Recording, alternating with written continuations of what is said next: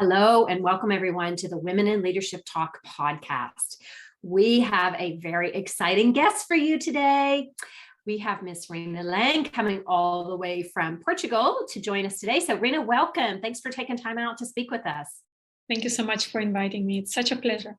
Well, we're thrilled to have you, and we're thrilled to have our audience here today. We do know you have a choice as to what podcast you listen to, and we want to thank you for making Women in Leadership Talk one of the top 30 leadership podcasts across the world, and so we appreciate that support. And today, let me just officially welcome Rina and tell you more about her. So Rina is the creator of Mind and Brain Supercharge. She is a mind and brain power coach, which, when I first met her, I was like, oh, what does that mean actually? So I'm really excited to get her to share with us today, what she does and what that means. And so really, just to give you some insight to her background is she is an explorer of mental states, and to help us increase memory, our focus, our clarity, our intellect, and our intuition, which I love. She's also, as I said, the creator of Mind and Brain Supercharge program, which is designed to easily upgrade minds and brains to cope with the challenges we face in this 21st century. And we've had a lot of demands and a lot of challenges. So your timing is beautiful, Rina, in joining us today. She's going to share her story with us because she's had her own personal experiences where she struggled with a bad case of memory fog. But I don't want to jump into that. I want her to be able to share that in her own words, but very intriguing. And just a few fun facts about Rina. She is the author of a children's book, which is coming out soon. Be excited to see that. She's also a spiritual journey guide, world traveler. And as I mentioned, she's in Portugal and just came back from Germany, I think. So she's on the road and doing all kinds of wonderful adventures and travel. She's a book addict, a yoga teacher, and a meditation pro. So lots of very holistic approaches to how she views life and how she will express and share some of her information with us today. So Rina, officially, thank you for coming and welcome to the podcast. Thank you so much. You summarized it so well. So yes, perhaps this might be the story of their lives for many people. You grow up and you constantly feel like you're being measured, you're constantly being evaluated, you're constantly being feedbacked on how smart you are. And this definitely was a pain point for me when I was growing up. I always felt like I was not smart enough. And so I tried to compensate for that inferiority complex by studying harder, longer, going deeper, and basically burning myself out many, many times during my career, during my studies, just to trying to kind of like prove to myself that I can be the best in the class. I can be that achiever. I could be so smart, because I totally subscribe that my intelligence is how much I know. Yeah. But as you know, the more you stuff into your brain, eventually there is no more, there is just no more space on that hardware. And so basically that's what happened to me when I finally succeeded and I burned myself out and finally succeeded and achieved all the things I thought I wanted to achieve, such as a consulting job and that paycheck. And I finally got it. And I was just in my early 30s and something started just happening to me. My mind, my brain started breaking down. I would go into client meetings and I would come out and I would be like, I've got no idea what was discussed in those meetings. Everything was just completely wiped clean. And so I started going into those meetings, secretly recording conversations so that I could listen to it afterwards. So it was that bad for about a year or two. I had to kind of like disguise it and pretend that, it's not happening. Mind and brain now, what am I going to do in 20 years? So, and needless to say, I did not quite succeed in my career, but I think it was a blessing in disguise, because 5 years ago, when I left my last job, I was actually able to take a sabbatical and travel all over the world. And I put my mind and brain health first. I meditated in Buddhist temples. I did yoga and all those different things, because I just knew it's game over. If I don't fix this, this is what my life is going to look like. And many people. Sorry for, I'm sorry to interrupt you, but I can't even imagine how scary that must have been for you to think, what is happening to me? And why is this happening to me? Yes. And imagine for so many people, the whole identity is built on what they know, what they can do with their minds. And these are the people that come to me, is when your whole identity is based on achieving, on thinking, on ideas, creativity, and then boom, it's gone. Yeah. So who are you then afterward? And many wait too long to start doing anything about it. We disguise those issues by using post-it notes and reminders and schedulers and whatnot, and all this kind of like things we depend on just because we cannot rely on our mind anymore. Which means then, if you eventually want to show up into the world and share your gifts and skills and finally start your own business and share the knowledge that you've accumulated, and then the knowledge is gone because you start forgetting whatever you've accumulated, then what's left? What's the impact? What's your legacy? Because there are so many people who want to continue contributing even beyond retirement. That's where they feel like, finally, I can actually wrap it up, everything that I've learned, and offer it as a product to the world. I can start, really sharing all my wisdom. But then they start forgetting words. They start forgetting ideas. They have this chaotic, disorganized minds. There's just too much information floating around. And so because I was so young, I'm like, okay, I got to do something about it. I got to start doing this now. And by the way, just as a side note, many people who come to me now, they are just in their early 20s. Well, I as you were talking, a couple of things that you said, it tweaked a conversation I had with one of my kids who is younger than 20. And she said to me, she goes, Mom, it's so weird. She goes, I can't even remember the conversation that just took place. She said, like, even in class today, she said, I have no clue what the teacher even said. She goes, I don't know what's wrong with me. I'm not focused. So, what that leads me to, Rina, is what are some of those challenges that leaders, individuals, what are we facing in this century now that has changed or shifted how our brains are actually functioning? So basically, we are trying to cope with the challenges of 21st century, which is information overload, using the brains from the last century. We need to upgrade our entire hardware. Now, I don't get overwhelmed. I remember exactly what was discussed. I remember so much more, but it went along with a total upgrade of my brain, relaxation of my brain more than anything, and letting go of all the useless information that we no longer need. We are sponges. We just absorb all day in, day out, all this information. But a lot of it is just junk files. We don't need it. We have 1,000 tabs open at the same time in our minds.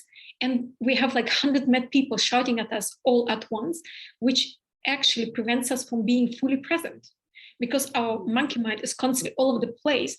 You cannot be even present for this conversation, for this moment, to actually notice in detail what's happening to you right now. And life is happening right now. Wow. And so by closing all those tabs, getting rid of all those 100 crazy monkeys shouting at you all at once, you start noticing that there is so much more to our mental potential. Right. Just yesterday, I was told this mistaken belief again. I just got reminded. Many people still subscribe to this idea that we use only like 5% or 10% of our brain. Actually, every single book that you read on brain, the first thing they want to clarify is that you use your entire brain. But what I want to expand on this idea. I do agree we use our entire brain, but maybe we only use 10% of our mind. And the mind, what is the mind? That's the biggest question here. Is, to me, it's an energy field. It's an energy that has consciousness. And that's what scientists also say. We are all nothing but frequency. Oh, for sure. We're all energy. Yeah. Which means the issue is not so much the brain. The issue is the mind. It's an energy that we qualify with all those thoughts, ideas, information, energies. And I think most these days are familiar with the energetic concept, even if you don't feel it, but still, when you're with a toxic person, they drain you. If you're with a positive, happy person, you feel happy and positive. So we are swimming in this energetic soup, but then we know so little about energetic hygiene. Mm, and how to great point. we take on and we take on when we take on people who work in an office. You go to this into the stressful environment and you spend there 8 hours, 10 hours of your life every single day. You actually absorb all that stress energy and it's weighing you down. A lot of it is just all around you and it's pulling you down, it's draining you of all the energy. But what if you just let it go? And that's all there is. You just let it go. And which is sometimes easier said than done, right? Because some people are more sensitive to energies, and so they pick it up very easily, not just from a mind perspective, but from their complete being. Then they can't tell the difference between what's theirs and what somebody else's. Right? So actually, everybody absorbs it in the same way, in the same quantity. It's just that some people suppress their emotions, they disassociate, and they are not as easily able to understand their own emotions, let alone other people's emotions. And there are other people who are much more attuned to their own emotions and sensitive to the energy of their emotion. Mm-hmm. These are the people are called empaths. Mm-hmm. These are the people who everybody absorbs it. It's just some notice it and others don't.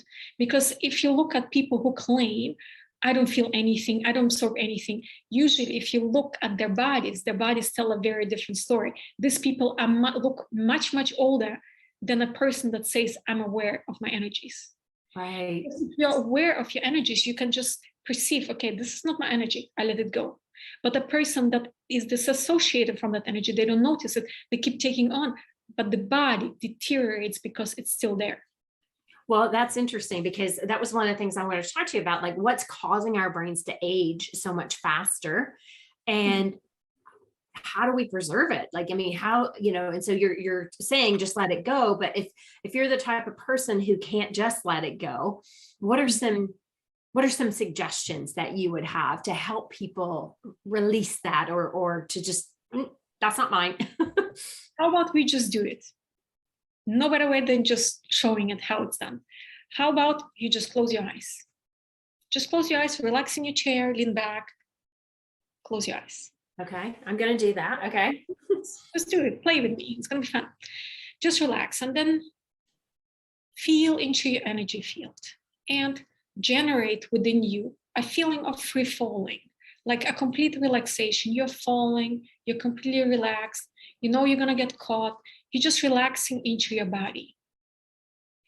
And then notice stress and worry and overwhelm in your energy field.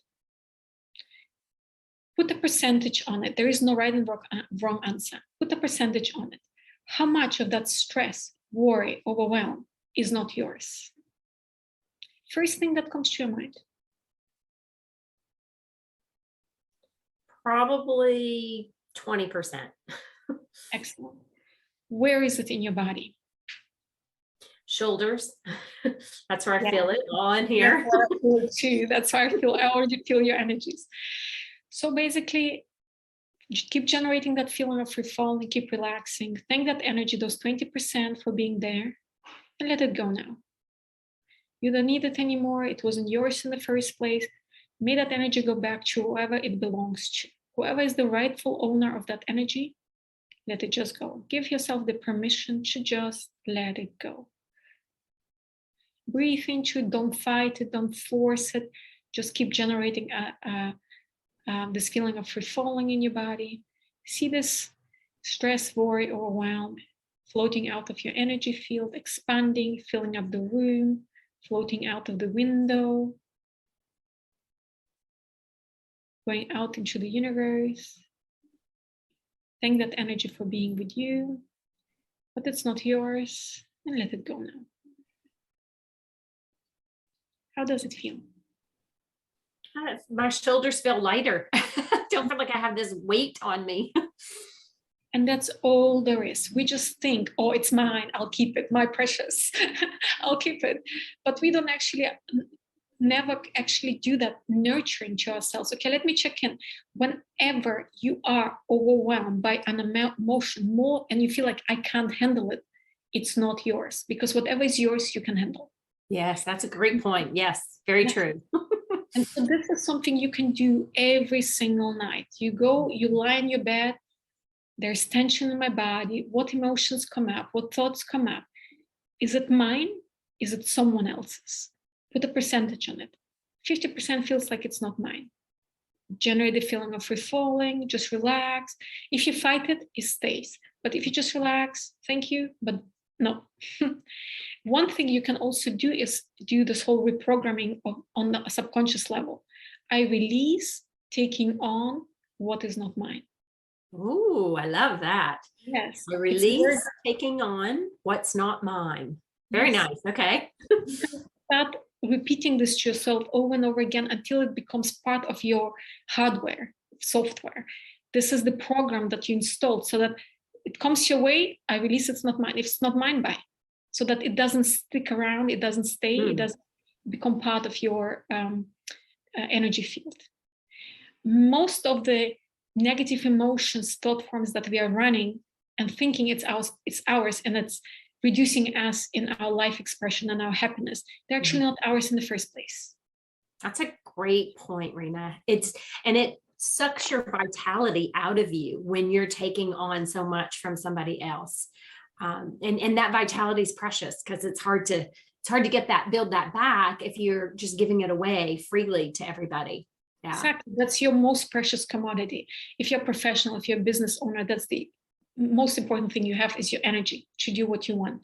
And just to kind of like address the other question that you kind of like began talking about, the brain, how do you relax the brain? Yeah.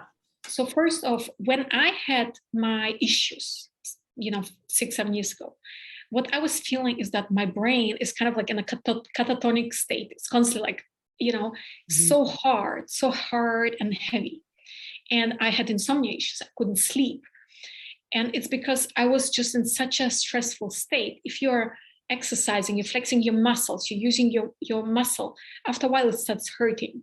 But if you give it some rest, it will relax again, it will feel fine again. But the problem is we are so mental these days. We're using our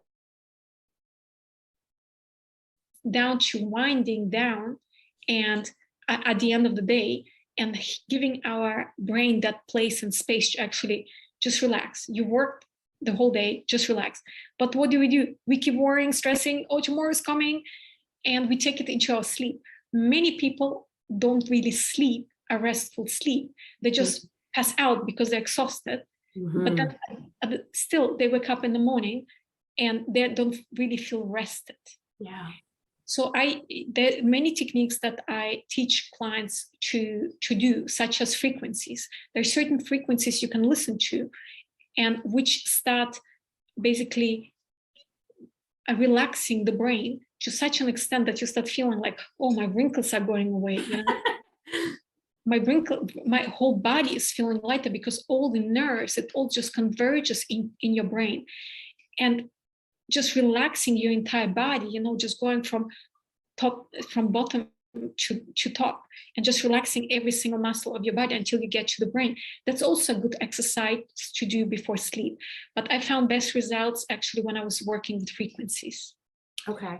So what would be a recommendation? Like I listen to quantum frequencies at night. I don't know if you do that one, but what would be maybe another one that you would tap into?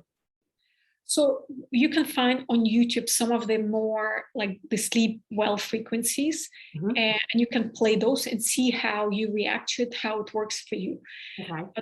And find the one that you really like. If not, email me. I'll mention at the end of this episode how you can reach out to me, and I can recommend you those that I specifically use. Okay, awesome. This is the ones that I experimented, and I just realized like a relaxed brain has so much more, the performance of a relaxed brain is just so much better. And that's already one way of taking care of your hardware.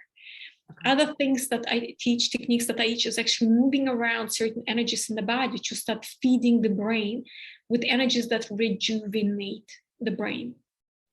Okay, awesome. And other techniques that how do you store energies in your body to actually prevent the aging process of the brain. This is how you take care of the body, which is something that I share more as part of the programs that I do, because it just requires a bit more time for people to learn.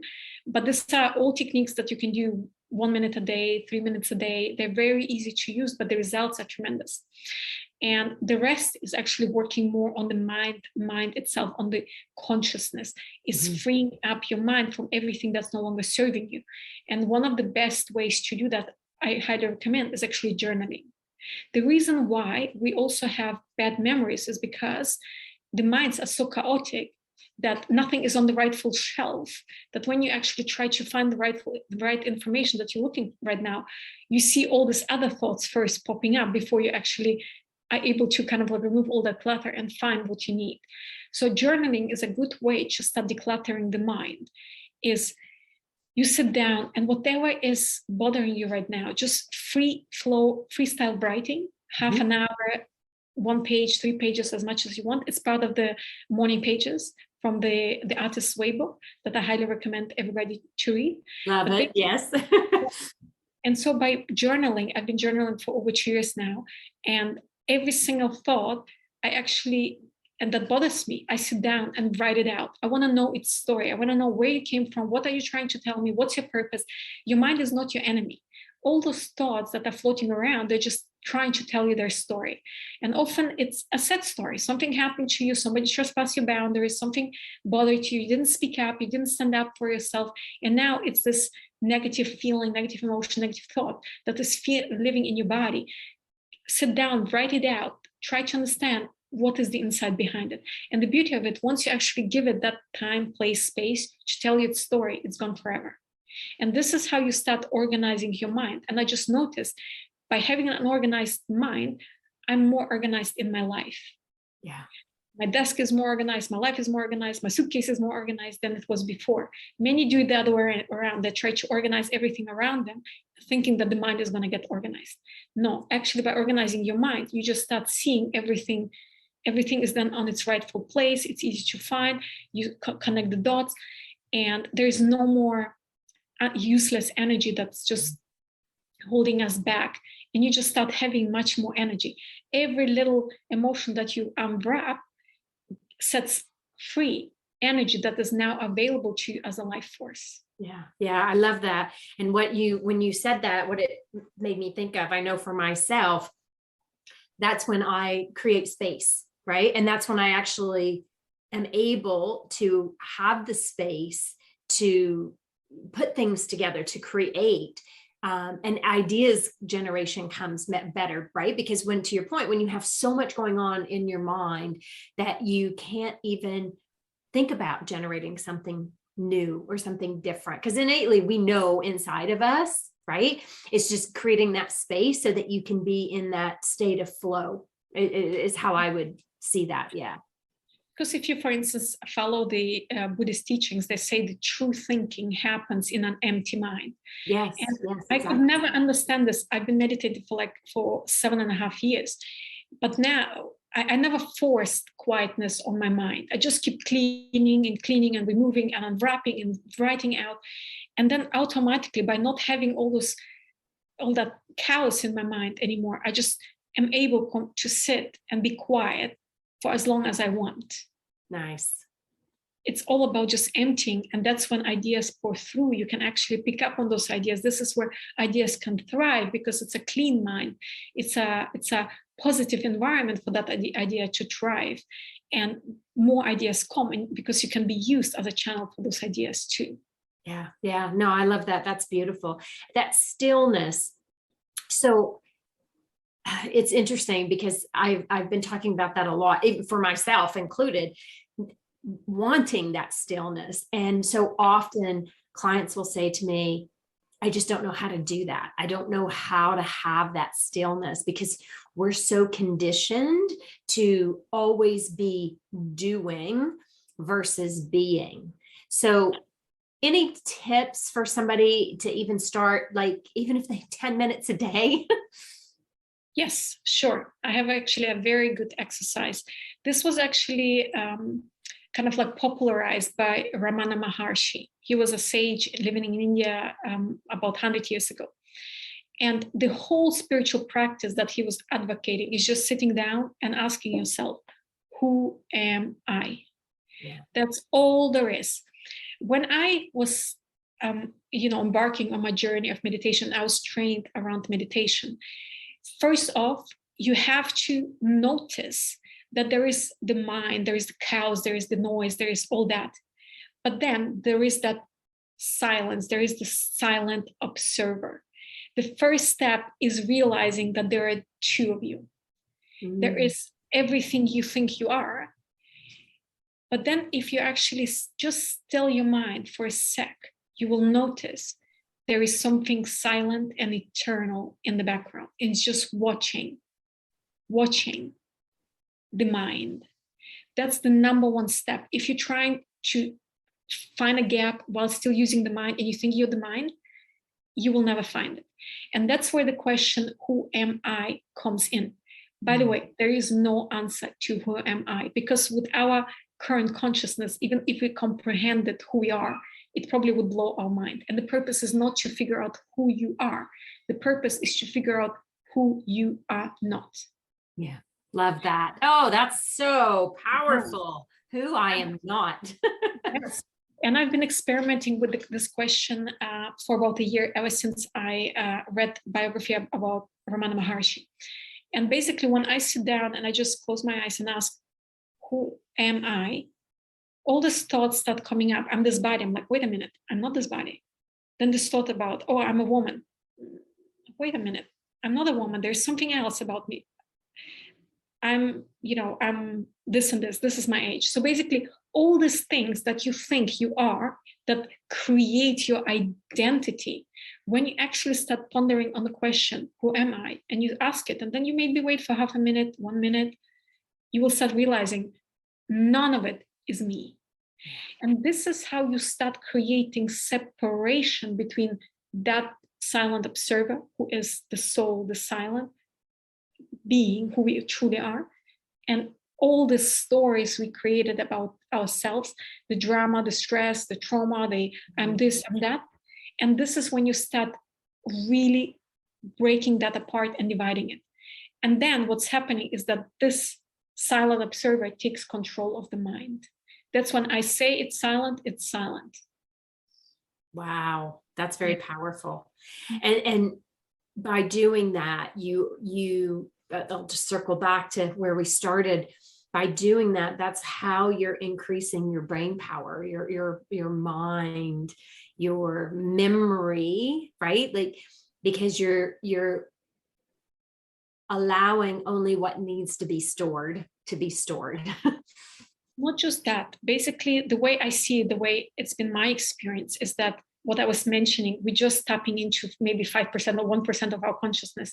But we all know that geniuses, I love reading the lives of geniuses about their journey and how they already were able to access greater awarenesses since they were children. And by the way, one of my goals is actually to die a genius. I want to figure out how it's done. And so basically, they are just aware that there is this consciousness existing in the universe, and they just tap into it. And they're able to, those of you who've been meditating for a long time, you just know these ideas are just coming from somewhere. They just kind of like get dropped, and you're like, idea came down. I would have never thought about it, but it's just there, and it's an insight, and you unwrap it energetically, and you're like, wow, there's more to it. And a whole book is born. Those of you who are writers, movie makers, whoever you are, it's just kind of like comes from somewhere.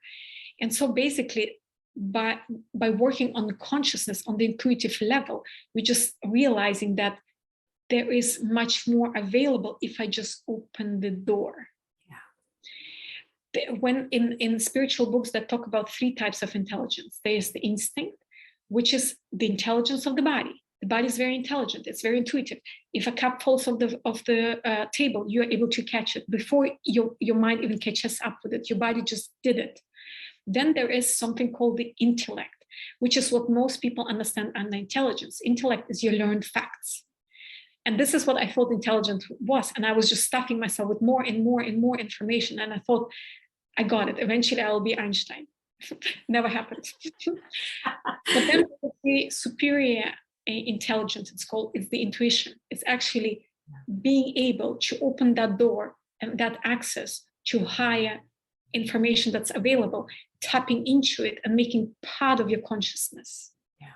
And start building it into your available mind space, so to say. I know it sounds a bit more esoteric and it's experiential, it's an experience. But by starting to work on your brain, you just start unleashing greater potential. You always start noticing, oh, there's much more. The more aware you become, toward your own energies, you just start experiencing yourself more as an energy. Yeah. What do we know about energy? Energy is limitless. It's available. There is more, and we can just start appropriating it more and more as our own, which means it's an energy that becomes part of our energy field. We can program it with more information. Yeah. Yes. And everyone has the ability to tap into that if they work on the muscle building and the practice of being more conscious. The first step is purification, actually. It's not so much forcing and doing, but first just clean up, and you already will set up so much more energy that will be available to you as a life force. Yeah. First, just clean up, start feeling better, start feeling more energized, start feeling more uplifted about your life, start feeling more like, I can do this, I can get this done, I'm intelligent, I'm capable. Just by cleaning up first, you will already notice, okay, there is more. And the second level is actually start becoming more conscious of it, start becoming the captain of your own life, and start noticing, okay, if I'm energy, then I can be in charge of energy, I can control energy, I can manipulate energy, I can qualify energy. I become the master of my own life. Yes, I love it. Absolutely. And that is the most powerful place for you to be, that's awesome. Wow. So Rina, you and I could talk for like hours about this. As you know, I do quite a bit with energy as well. And I do the energy leadership assessment, helping people see, how they're showing up in the world. And I love what you're doing, what you're practicing. And I love how you clarified today between the brain and the mind, and this importance of releasing, taking on what's not mine. I think that's, if anybody walks away with one thing today, it's starting there, right? Because that's part of that purification process that you're talking about. Just recognizing if it's not yours, you don't need to hang on to it. Let it go. Really let it go. So how can our audience, how can they get in touch with you? Because I'm sure people have questions about, different exercises and you talked about the quantum apps, the quantum apps. Like, what are the ways they can reach you? Sure. I have a podcast, I have a Facebook group, all of that you can find under rinalang.com/ebook. I have actually just published earlier this year an ebook. It has lots of information, techniques as well. So get it at rinalang.com/ebook. And also, once you go to that link, you will find below all the social links for my Instagram, Facebook, LinkedIn, YouTube channel, Facebook group. So just reach out to me, email me, get that ebook, and you will start getting some emails from me that will, help you basically put your mind and brain first. Awesome. Well, you heard it there, audience.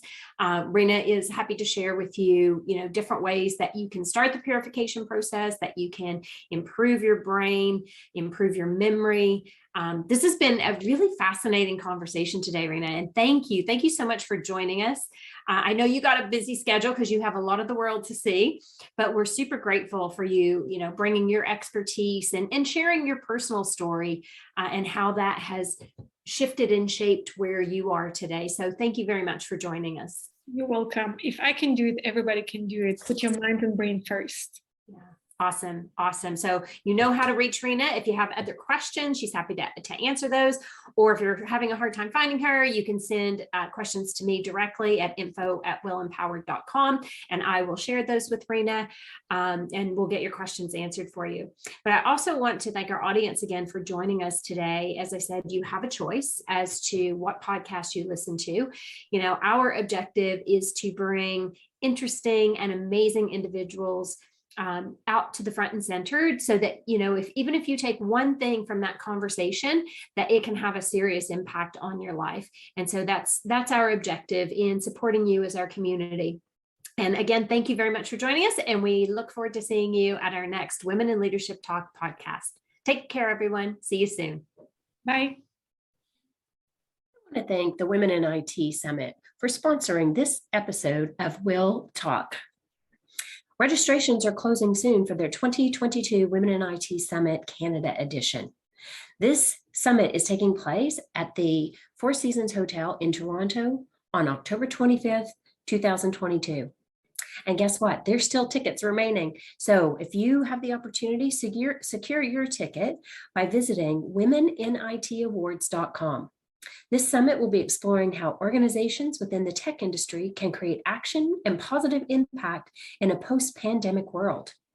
Invite your team and friends to come and educate on and discuss how we can put diversity, equity, inclusion, and accessibility at the core as we continue to develop revolutionary technology. If you're there, please come over and visit. I'd love to see you. It's Vicki Bradley, the host of Women in Leadership Talk.